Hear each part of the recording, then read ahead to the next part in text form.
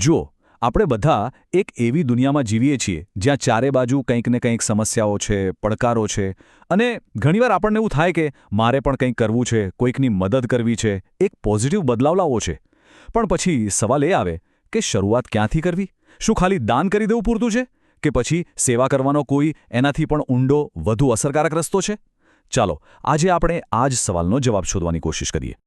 સાચું કહું તો જ્યારે આપણે દુનિયાભરની સમસ્યાઓ પર નજર કરીએ ને તો ક્યારેક ગભરાઈ જવાય.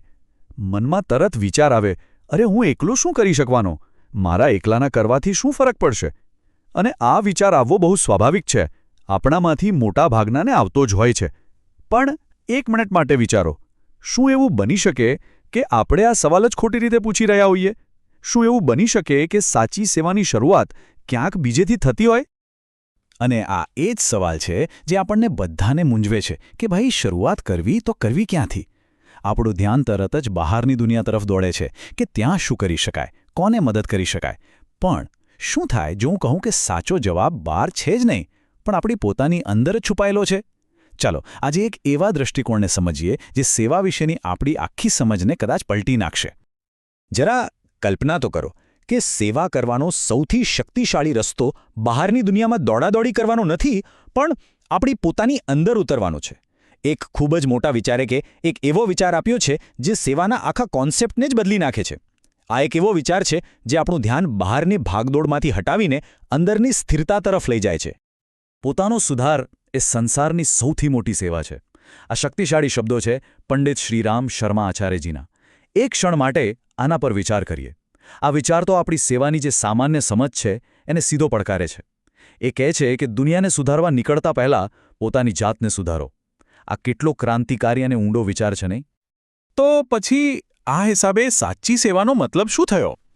જુઓ, એનો અર્થ એ નથી કે પૈસા આપવા કે કોઈને મદદ કરવી એ ખોટું છે, પણ એનાથી પણ કંઈક વધારે છે. આ ફિલોસોફી મુજબ સાચી સેવા એટલે પોતાની જાત પર કામ કરવું. પોતાના વિચારો, પોતાની આદતો, પોતાનું ચરિત્ર એ બધાને એટલા સારા બનાવવા કે આપણું હોવું, માત્ર આપણું અસ્તિત્વ જ બીજા લોકો માટે એક પ્રેરણા બની જાય. પણ સવાલ એ છે કે આ બધું પ્રેક્ટિકલી કઈ રીતે કામ કરે? ભાઈ, હું મારી જાતને બદલું તો એનાથી આખી દુનિયા કઈ રીતે બદલાય? વેલ, આચાર્યજીએ આના માટે એકદમ સ્પષ્ટ રસ્તો બતાવ્યો છે, અને એનો સાર એક બહુ જ પાવરફુલ સૂત્રમાં છુપાયેલો છે. ચાલો હવે જોઈએ કે આ વિચાર હકીકતમાં કેવી રીતે કામ કરે છે. તો આ આત્મસુધારનો રસ્તો મુખ્યત્વે 3 સ્ટેપ્સ પર આધાર રાખે છે. સ્ટેપ 1 છે ચરિત્ર નિર્માણ. કેમ કે એક મજબૂત અને સારા ચરિત્રવાળી વ્યક્તિ જ સમાજ માટે એક મજબૂત પાયો બની શકે છે. સ્ટેપ 2 છે આત્મનિરીક્ષણ, એટલે કે રોજ પોતાની જાતને જોવું, પ્રામાણિકતાથી પોતાની ભૂલો સ્વીકારવી અને એને સુધારવાનો પ્રયત્ન કરવો. અને જ્યારે આ બંને વસ્તુઓ થાય છે ત્યારે આવે છે ત્રીજું સ્ટેપ, આપણી અંદર જે દિવ્ય શક્તિઓ છે એને જગાડવી. આ શક્તિ આપણને સાચી સેવા કરવા માટેની તાકાત આપે છે. અને આ ત્રણેય પગલાંનો જે સાર છે એ આચાર્યજીના એક જ સૂત્રમાં આવી જાય છે: આપણે બદલાઈશું, યુગ બદલાશે. અને જરા ધ્યાનથી સમજો, આ ખાલી એક વાક્ય નથી, આ તો આખી ક્રાંતિનો મંત્ર છે. એનો સીધો અને સ્પષ્ટ અર્થ એ છે કે સમાજમાં કે દુનિયામાં કોઈ પણ મોટો બદલાવ લાવવો હોય તો એની શરૂઆત હંમેશા એક વ્યક્તિના પોતાના અંદરના બદલાવથી જ થાય છે. અને તમને ખબર છે, આ વિચાર કંઈ ફક્ત આચાર્યજીનો જ નથી. આપણા ઇતિહાસમાં બીજા ઘણા મહાન સંતો અને આત્માઓ થઈ ગયા જેમણે આ જ સિદ્ધાંતને પોતાના જીવનમાં જીવીને બતાવ્યો છે. એમણે સાબિત કરી દીધું કે અસલી તાકાતો અંદરથી જ આવે છે. દાખલા તરીકે મહર્ષિ રમણને લઈ લો.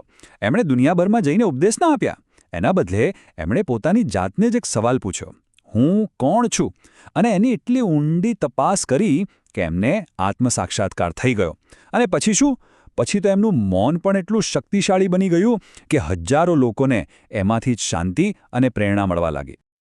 બસ એવી જ રીતે મહર્ષિ અરવિંદ, એમણે પણ વર્ષો સુધી એકાંતમાં રહીને ખૂબ સાધના કરી.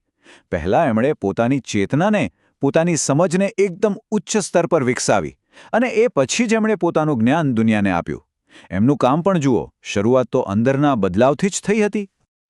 તો આ બધા ઉદાહરણોમાં એક કોમન વાત કઈ દેખાય છે? વાત એ જ છે કે એમની સેવાની શરૂઆત પોતાની જાતને શુદ્ધ કરવાથી થઈ. એમણે પહેલાં બહાર નહીં પણ પોતાની જાત પર કામ કર્યું. પોતાના મનને, પોતાની અંદરની દુનિયાને જીતી. અને એનું પરિણામ એ આવ્યું કે એમનો પ્રભાવ એટલો બધો વધી ગયો કે એમનું આખું જીવન જ એક સેવા બની ગયું. ઓકે, પણ આ બધી તો મહાન આત્માઓની મોટી મોટી વાતો થઈ. સવાલ એ છે કે આપણે આપણા રોજિંદા જીવનમાં આને કઈ રીતે અપનાવી શકીએ? આટલા મોટા વિચારને એક સાવ સિમ્પલ, પ્રેક્ટિકલ સ્ટેપમાં કેવી રીતે લાવી શકાય? જવાબ, માનશો નહીં, એટલો સરળ અને એટલો જ પાવરફુલ છે. તો ચાલો આપણે જ્યાંથી શરૂઆત કરી હતી એ જ સવાલ પર પાછા આવીએ. આ બધી ચર્ચા પછી સાચી સેવાનો સૌથી સરળ રસ્તો કયો છે? એવી કઈ એક વસ્તુ છે જે આપણે બધા આજથી જ, અત્યારથી જ શરૂ કરી શકીએ? જવાબ છે, દરરોજ માત્ર 5 મિનિટ. બસ. દિવસ પૂરો થાય ત્યારે ફક્ત 5 મિનિટ શાંતિથી બેસવાનો અને પોતાની જાત સાથે વાત કરવાની.